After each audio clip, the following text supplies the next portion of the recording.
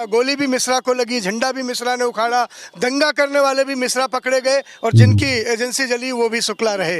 इन ब्राह्मणों पर भी ही आफत है। इनके बीजेपी के तमाम नेताओं के बच्चे आप देख लीजिए कि कोई लंदन में पढ़ रहा है, कोई अमेरिका में पढ़ रहा है, कोई जापान में पढ़ रहा है, कोई बीसीसीआई का अध्यक्ष बन गया जिसे बल्ला पक चलाना नहीं आता, कोई बैंक का बड़ा बिजनेसमैन हो गया, कोई पायलट हो गया। और हमारे बच्चे क्या झंडा उखाड़ेंगे और हमारी जान भी जाएगी। भारत के बाजार ऐसा बढ़ा दिया है इन भाजपाइयों ने, इन भाजपा के लोगों ने, कि आज स्थिति यहाँ तक पड़ गई है कि 60-65 साल के बुजुर्ग को भी हम ट्रेन में देखते हैं और देखते हैं कि वो मुसलमान है तो हम उसे मारने लगते हैं। हम चाचा ताऊ बाबा भैया कहें, माननीय सर्वोच्च न्यायालय ने ही कह दिया है कि ये न्याय संगत नहीं है।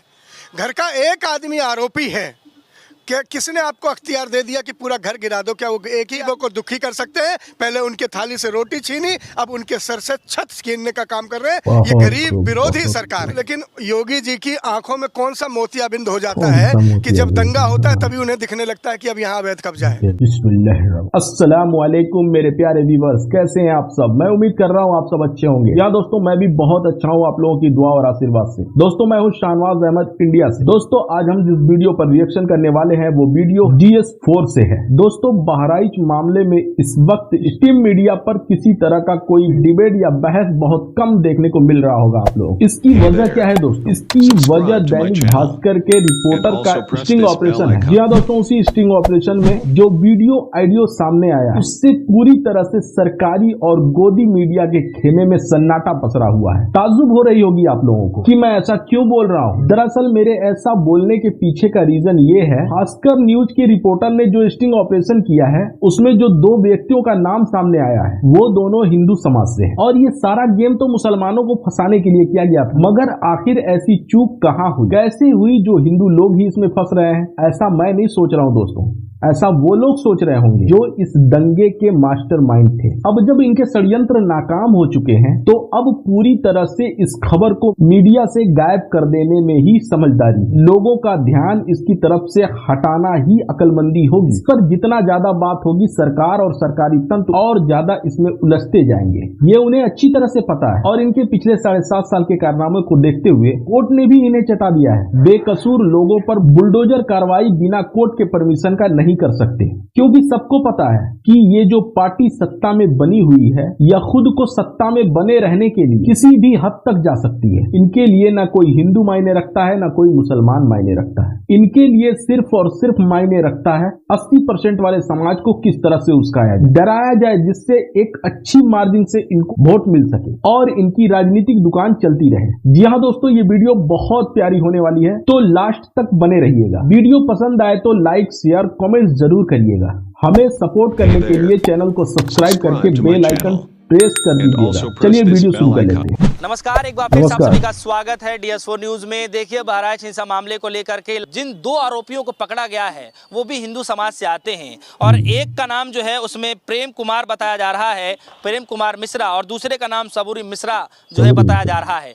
आज खास बात ये भी है कि जो हमारे साथ खास मेहमान जो बातचीत करने वाले हैं, संदीप मिश्रा जी, ये भी मिश्रा ही हैं। आपने जब देखा इस घटना को तो आपके मन में क्या कुछ चला? ये बड़ा हृदय विदारक है और दिल को छलनी करता है कि मर रहा है मिश्रा, फंस रहा है मिश्रा और जल रहा है मिश्रा। इस पूरे बहराइच में जितना भी गोली भी मिश्रा को लगी, झंडा भी मिश्रा ने उखाड़ा, दंगा करने वाले भी मिश्रा पकड़े गए और जिनकी एजेंसी जली वो भी शुक्ला रहे। इन ब्राह्मणों पर भी ही आफत है और सर्वेश्वर सिंह जो वहाँ के विधायक हैं और अजय सिंह बिष्ट जो मुख्यमंत्री हैं वो कुछ कर ही नहीं पा रहे। सर्वेश्वर सिंह वहाँ के MLA ये कहते हैं कि पुलिस नकारा है और पुलिस ये कहती है कि सर्वेश्वर सिंह इतने ताकतवर हैं कि उनके बिना पुलिस पत्ता नहीं हिला सकती। ये क्या हो रहा है योगी जी के राज में? ये क्या ठकुराई चल रही है कि बाभन को लड़ाया भी जा रहा है, बाभन को मरवाया भी जा रहा है, जल भी रहा है बाभन, तड़प भी रहा है बाभन, कैद भी हो रहा है बाभन। ये ब्राह्मणों पर क्या आफत आ गई है? ब्राह्मण के बच्चे कब समझेंगे ये कि उनके साथ अच्छा नहीं हो रहा है?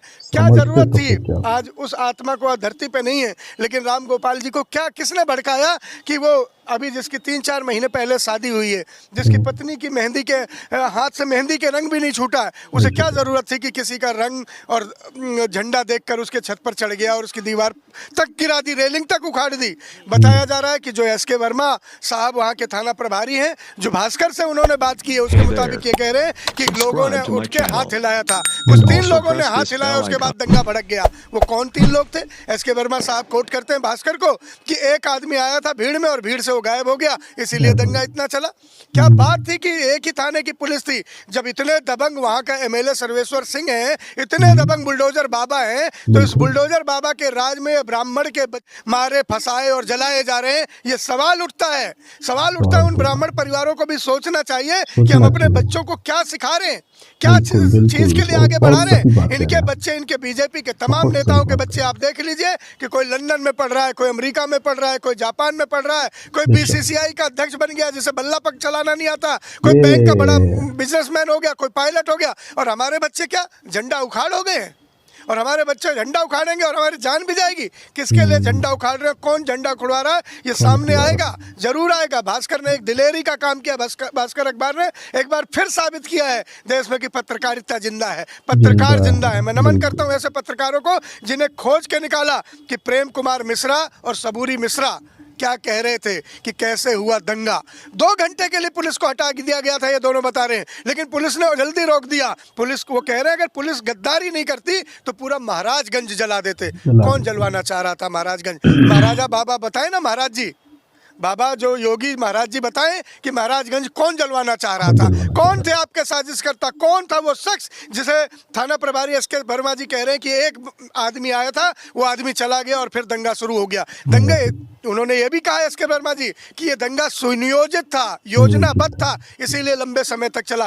किसने ये कहा था? ये शुक्ला जी का जो शोरूम हीरो होंडा का है, इसमें साकिर का पैसा लगा, इसे फूक दो। किसने कहा था ये जो लखनऊ अस्पताल है मुसलमान का, इसे जला दो? कौन वो लोग थे जिन्होंने स्वर्गीय रामगोपाल मिश्रा जी से ये उकसा के उस छत पर चढ़वाया जिस छत पे हरे रंग का झंडा किसी धर्म का घूम रहा था? हम अपने धर्म को बड़ा करें साहब, अपने धर्म को बड़ा करें, अपने देवी देवताओं को बड़ा करें, अपने देवी देवताओं की 10 बार आरती उतारे, कोई परहेज नहीं। लेकिन मैं किसी धर्म विशेष के लिए उसके धर्म को नीचा करता हूं तो मुझसे नीच, मुझसे घृणित, मुझसे पापी आदमी कोई नहीं है। क्योंकि हिंदू धर्म, सनातन धर्म तो विश्व का कल्याण कहता है, सब में अपना रूप देखता है, सबको अपना मानता है। ये किसने हम हिंदुओं में ये जहरीला बीज बो दिया है कि आज हम दूसरे धर्म के लोगों को, उनके प्रतीकों को, उनके देवताओं को, उनके रंग को भी बर्दाश्त नहीं कर पा रहे। ये नफरत का जो बयार इस सरकार में 10 साल से चल रहा है, ये जाहिर तौर पर हिंदुस्तान के लिए, आवाम के लिए, जमहूरियत के लिए अच्छे संकेत नहीं है। सवाल मिश्रा जी यहाँ पर ये है कि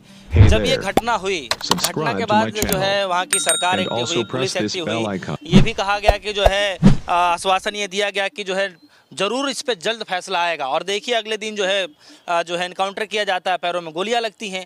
आप देखिए ना, जिनको गोलियां लगती वो भी तो कुछ बातें कहते हैं ना, आप उनकी बातें तो कोट ही नहीं कर पा रहे। नहीं, मैं उनकी बात भी कोट कर रहा हूँ। मैंने तो शुरू में ही कहा कि दंगा होना ही बुरा है, मरना मारना ही बुरा है, लोगों की जान लेना ही बुरा है। कोई भी हो उसे मरना नहीं चाहिए, दंगा नहीं होना चाहिए। लेकिन हम खेती किसकी कर रहे हैं? हमने क्या खेती की है कि इस साल बोया है हमने जमीन में धुआं, फसल नहीं बम आएंगे। ये किसने किया है? ये साजिशन कौन सिखा रहा है? आप देखिए, नफरत के बाजार ऐसा बढ़ा दिया है इन भाजपाइयों ने, इन भाजपा के लोगों ने, कि आज स्थिति यहाँ तक पड़ गई है कि 60-65 साल के बुजुर्ग को भी हम ट्रेन में देखते हैं और देखते हैं कि वो मुसलमान है तो हम उसे मारने लगते हैं। हम चाचा ताऊ बाबा भैया कहना भूल गए, हमारे अंदर सहन शक्ति नहीं रहेगी। इतना नफरत का उन्माद कौन फैला रहा है? लेकिन कहाँ चला गया है हमारा रामजादे वर्सेस हरामजादे करने वाले? क्या सिखा रहे हैं? 80% 20 वाले क्या कह रहे हैं? योगी बाबा क्या कहते थे जब ये सांसद थे गोरखपुर में, क्या कहते थे? आप सबके पास ये सारी बातें हैं। इन्होंने जो खेती की है, आज वो फसल लहलहा रही है। आने वाले 10-20 साल तक भी इसे काटना बड़ा मुश्किल हो जाएगा।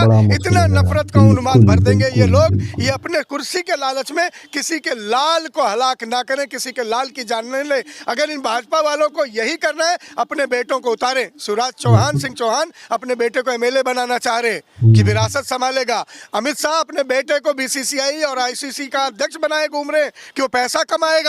कहां है ज्योतिरादित्य सिंधिया के बेटे? वो दुबई में एक समिट करने जा रहे हैं इंटरनेशनल। कहां है इन लोगों के बेटे और बेटियां? और क्या कर रहे हैं? कहां है हम जैसे गरीब ब्राह्मणों के बच्चे? उनसे क्या करवाया जा रहा है? सोचना होगा ब्राह्मणों, आपको सोचना होगा, हिंदुओं आपको समझना होगा आपको कि हमारी औलादें, हमारे बच्चे क्या बीजेपी या नफरत के फैलाने वाले लोगों के नाम पर, इनका प्रचार करने पे बलि चढ़ जाएंगे? क्या कोई भी उन्मादी आएगा और हमारे बच्चे को बलि का बकरा बना देगा और अपनी कुर्सी पालेगा? ये सत्ता जो आग से खेली जा रही है, ये सत्ता जो आग के बीच से पाई जा रही है, जो लहू के छींटों से रंगी हुई कुर्सियां हैं, ये हमारे घरों को, हमारे वतन को, हमारे प्रदेश को बर्बाद कर देंगी। मैं हाथ जोड़ के प्रार्थना करता हूँ, संभालिए अपने जवान बच्चों को, संभालिए प्रदेश की जवानी को। बेरोजगार भले ही हैं, लेकिन वो इतने नालायक नहीं है कुछ समय से पहले मार दिए जाए या मरवा दिए जाए। लेकिन मिश्रा जी, एक देखिए ना, अभी चुनाव का माहौल भी है और नीतीश राणे जी का एक बयान आया, वो कह रहे हैं कि हिंदू राष्ट्र में हिंदुओं को डरने की जरूरत नहीं है, मुस्लिमों के बीच हिंदू लोग सुरक्षित नहीं हैं, हम हिंदुत्व के मुद्दे पर किसी से कोई समझौता नहीं करना चाहते हैं। आप इस बयान को ऐसे माहौल में कैसे देख पा रहे हैं? नीतीश राणे को किसने रोका है? ले टैंक, तोप, तलवार, घोड़े पे चढ़े। लक्ष्मीबाई ने तो लगाम मुंह में दबा के दोनों हाथ से तलवार चलाई थी। उनके सिपह सलार तो सारे मुसलमान थे, लक्ष्मीबाई के लिए लड़े थे। शिवाजी ने मुगलों से लड़ाई की और उनके मंत्री और उनके सेनापति मुसलमान थे। महाराणा प्रताप ने ऐतिहासिक युद्ध लड़ा अकबर के खिलाफ, उनके सिपह सलार और उनके सारथी सारे मुसलमान थे। ये राणे क्या सिखाना चाह रहे? राणे को किसने रोका? राणे उठाए तलवार, जाके कत्लेआम, कत्लो गारत मचा दे, खुद कुछ नहीं करेंगे। राणे इसके बस का है किसी मुसलमान इलाके में जाके किसी एक टोपी वाले को मार के, थप्पड़ मार के आ जाए? ये इनका बेटा चला जाएगा घर से निकल के मार देगा? ये नहीं मारेंगे। ये सिर्फ गरीब के बच्चों को आगे करेंगे, उकसाएंगे कि गरीब का बच्चा जोश में आ जाएगा और उसकी जान ले ली जाएगी। ये कुर्सी पर, लाशों पर चढ़कर ये कुर्सी जो इकट्ठी कर रहे हैं ये लोग, ये देश के लिए सबसे खतरनाक है। अच्छा देखिए, यूपी में तो एक बताया जाता है कि पूरे प्रदेशों में जो है यूपी का मॉडल कायम किया जाता है और लोग उसकी बड़ा सराहना करते हैं। बुलडोजर का नाम से काफ़ी फेमस हुआ, चर्चित हुआ। अब देखिए ना, बहराइच हिंसा होता है, कुछ नामों को जो है चस्पा, घरों पे चस्पा भी चिपका दिया जाता है, कुछ हिंदुओं के भी घर आते हैं, मुस्लिम समाज के लोगों के भी घर आते हैं। अब इसमें आप कैसे कह सकते हैं कि जो एक तरफा इस पे कार्रवाई हो रही है? आपको नहीं लगता कि? नहीं, मुझे कहने के बुलडोजर पर मुझे कहने की जरूरत नहीं है। माननीय सर्वोच्च न्यायालय ने ही कह दिया है कि ये न्याय संगत नहीं है। घर का एक आदमी आरोपी है, क्या किसने आपको अख्तियार दे दिया कि पूरा घर गिरा दो? क्या वो एक ही आदमी का घर था? गलत स्ट्रक्चर बना। मैं आप बता रहा हूँ, मैं आपको बता रहा हूँ, स्ट्रक्चर गलत बना है। वो स्ट्रक्चर क्यों बन गया? उस अधिकारी का भी घर गिरवाओ ना, जिसके समय में स्ट्रक्चर गलत बन गया। अधिकारी कहाँ चला गया? कहाँ चला गया वो लेखपाल? कहाँ चला गया वो कानून को? कहाँ चला गया वो प्रधान, जिसके समय में वो स्ट्रक्चर बन गया? क्या वो दोषी नहीं है? क्या घर बनाने वाला ही दोषी है या मेज के नीचे से पैसा लेके स्ट्रक्चर को खड़ा करवाने वाले भी दोषी हैं? योगी जी ने कितने ऐसे अधिकारियों के घर गिरवाए जिनके राज में ऐसे स्ट्रक्चर बने? अगर आज 100 घर तोड़े जा रहे हैं एक लाइन से, तो 100 घर बनवाने वाला वो अधिकारी कौन है? एक घर तोड़ के दिखा दो। आपको नहीं लगता कि वो भी भ्रष्टाचारी है? बिना सरकार के सह के, बिना थाने के सह के, बिना अधिकारियों के रिश्वत लिए क्या नाजायज काम, गैर कानूनी काम हो पाएगा? अगर नहीं हो पाएगा तो पहले चोर को नहीं, चोर की अम्मा को मारो और जगह भी बच जाएगी बात। लेकिन क्या योगी सरकार में इतना दम है कि किसी अधिकारी के घर पे जाए और भेज दे अपना बुलडोजर? नहीं है साहब। ये सिर्फ गरीबों को दुखी कर सकते हैं। पहले उनके थाली से रोटी छीनी, अब उनके सर से छत छीनने का काम कर रहे हैं। ये गरीब विरोधी सरकार है। आप इसको कैसे देख रहे हैं? कई जगह पे ये चर्चाएं चल रही थी कि जो है सरकार जो है जब भी कुछ ऐसा मसला आता है एक तरफा कार्रवाई करती है। अब एक बात बताइए कि सूबे के जो मुख्यमंत्री हैं योगी आदित्यनाथ जी, जब ये कदम उठा रहे हैं तो क्योंकि घटना जो हुई है वो भले ही नुकसान हिंदू पक्ष का हुआ हो, लेकिन जिस तरीके से जो सामाजिक जो प्रॉपर्टी है उसको जो है खराब किया गया, उसको तोड़फोड़ किया गया, आप समझिए ना। तो सरकार जब एक्शन ले रही है तो इसको एक धर्म विशेष एंगल क्यों दिया जा रहा है? नहीं, मैं धर्म विशेष से नहीं ले रहा हूँ, लेकिन योगी जी की आंखों में कौन सा मोतियाबिंद हो जाता है कि जब दंगा होता है तभी उन्हें दिखने लगता है कि अब यहाँ अवैध कब्जा है। दंगा हो जाता है, अतीक अहमद मारे गए तो पता चल गया अतीक अहमद की इतनी अवैध को चीज़ें थी। साबुद्दीन मारे दिए गए तो तब पता चल गया। यहाँ रामगोपाल मिश्रा मार दिए गए तब पता चल गया। कहीं कोई कांड, कहीं कोई हत्या, कहीं कोई दंगा होने के बाद ही योगी की नज़रें क्यों साफ होती हैं कि यहाँ पे अवैध कब्जा है? शांति के माहौल में सही समय पे वो कहीं अवैध कब्जा तुड़वाते दिखे आपको? कहीं खबर आई? दंगा के समय में ही योगी जी क्यों जाग जाते हैं? दंगा होने के बाद ही उन्हें क्यों दिखता है कि ये अवैध हो गया? दंगा से पहले अवैध नहीं है क्या यूपी में? आज भी कई जिलों में चले जाओ, शांति का समय था ना। अयोध्या में आपने लोगों को उजाड़ के रख दिया और अयोध्या वासियों ने आपको उजाड़ के रख दिया। शांति थी ना, लगाना आपको अपना काम करना। ऐसे शांति के समय में आपको क्यों नहीं दिखता कि फलाने का घर नाजायज बना है, तोड़ दो? लेकिन किसी की जान चली जाएगी, किसी की छाती में 10 गोली उतर जाएगी, किसी को जिंदा जला दिया जाएगा, उसके बाद योगी सरकार को क्यों दिखता है कि यहाँ अवैध एक कब्जा। सवाल है कि देखिए जो स्टिंग किया गया है, वो स्टिंग में जो 2 उपद्रवियों के जो नाम आए हैं वो भी मिश्रा ही हैं, जो लड़का मरा वो भी मिश्रा ही है। सवाल ये है कि फिर बदनाम मुस्लिम समाज को क्यों किया जा रहा है जब इस तरीके से घटनाएं आ रही हैं सब। देखिए यही तो तथ्य है ना कि अपराधी अपराधी होता है। अपराधी की कोई जाति और धर्म से मत देखो, अपराधी को सिर्फ अपराधी को देखो। मैं मिश्रा हूं, इसका मतलब ये थोड़ी ना कि मैं राम गोपाल मिश्रा की तारीफ करने लगूं, वाह राम गोपाल वाह तूने सही किया, झंडा उखाड़ दिया। ये तो न्याय संगत नहीं होगा। या मैं मिश्रा हूं तो मैं प्रेम कुमार मिश्रा को और सबूरी मिश्रा के लिए ताली बजाने लगूं, वाह प्रेम कुमार मिश्रा वाह तुमने सही किया, महाराजगंज जला दिया। कर सकता हूं क्या मैं संविधान को मानने वाला हूं, मैं संविधान को जानने वाला हूं। मैं इस बात पे भी ताली नहीं बजा सकता कि शुक्ला जी का शोरूम जला दिया जिसमें साकिर का पैसा लगा था। मैं क्यों करूंगा? मिश्रा करे, तिवारी करे, दुबे करे, खान करे, अंसारी करे, पठान करे, ठाकुर करे, अपराधी अपराधी अपराधी की कोई जात नहीं है। ये देश संविधान से चलता है, जाति धर्म के पहनावे से नहीं चलता। वो अलग बात है, हमारे प्रधानमंत्री जी को कपड़े देखकर किसी की जाति और धर्म समझ आ जाता है, लेकिन जो संविधान को मानने वाले लोग हैं वो कपड़ों से, टीका तिलक टोपी से इस देश को बर्बाद नहीं होने देंगे। ये देश सबका है। मैं तो चौड़े में कहता हूं, सम्मान से कहता हूं, ये हमारा हिंदुस्तान है, ये हमसे बना है। और जब मैं हम कहता हूं तो हम कहता हूं हिंदू और मुसलमान दोनों। कहते हैं ना यहाँ की जमीन में सभी का लहू शामिल है। ये किसी के बाप का हिंदुस्तान थोड़ी ना है, ये सबका है। सबको संभालना चाहिए, सबको बनाना चाहिए। चलिए एक आखिरी सवाल है कि हिंदू मुस्लिम भाईचारे की बात की जाती है, सबको एक साथ रखने की बातचीत की जाती है। क्या आपको लगता है कि इस दौरान जो माहौल लगातार क्रिएट होता जा रहा है, वो भी खास तौर के नौजवान बच्चों के अंदर में, क्या कमी रही होगी और क्यों ऐसा हो रहा है? उसका समाधान क्या है? देखो, कुर्सी पर बैठे रहे बीजेपी वाले, 74 साल का एक बूढ़ा 80 साल के लिए अपनी कुर्सी मजबूत करता रहे, एक मठ का मठाधीश मुख्यमंत्री बना अपनी कुर्सी पर बैठा रहे, बीजेपी की पौध बढ़ती रहे, मरते रहे, दंगा होते रहे, इनके से क्या फर्क पड़ रहा है? इनकी कुर्सी सलामत रहनी चाहिए, मेरी कुर्सी बची रहे, चाहे कोई भी चला जाए, कोई भी मर जाए। क्या हो रहा है? आज रोटी खाने के पैसे नहीं है राम गोपाल मिश्रा के परिवार में। आपने उनके घर की गरीबी और स्थिति देखी है? वो सुल्फा रगड़ रहे थे, प्रेम कुमार मिश्रा और सबूरी मिश्रा, जब जेल में सलाखों के पीछे, उनके घर में 2 वक्त के फाके भी नहीं होंगे। शुक्ला जी का जिनका शोरूम जला दिया गया, उस बेचारे के पास राम जाने कितना बैंक का लोन होगा कि क्या जिंदगी भर वो अपनी प्रॉपर्टी छुड़ा भी पाएगा या नहीं छुड़ा पाएगा? कौन इसमें पिसा है? कुर्सी पर बैठने वाले, क्या योगी की कुर्सी पर कोई फर्क पड़ेगा? क्या मोदी की कुर्सी पर कोई फर्क पड़ेगा? क्या वो थाने में बैठे एसके वर्मा जो एसएचओ थे, उनकी कुर्सी पे कोई फर्क पड़ेगा? डीएम साहब आईएएस के जिम्मे कोई फर्क पड़ेगा? नहीं पड़ेगा, क्योंकि उनके बच्चों की भविष्य सुरक्षित है। उनके बच्चे तलवार लेके दंगा करने नहीं जा रहे। दंगा करने कौन जा रहे? हम जैसे गरीबों के बच्चे। हमें समझना होगा, हमें अपने बच्चों को बचाना होगा। ये बहुत बहुत शुक्रिया। हमारे साथ जो है मिश्रा साहब मौजूद रहे, जिनसे हम खासा बातचीत कर रहे थे।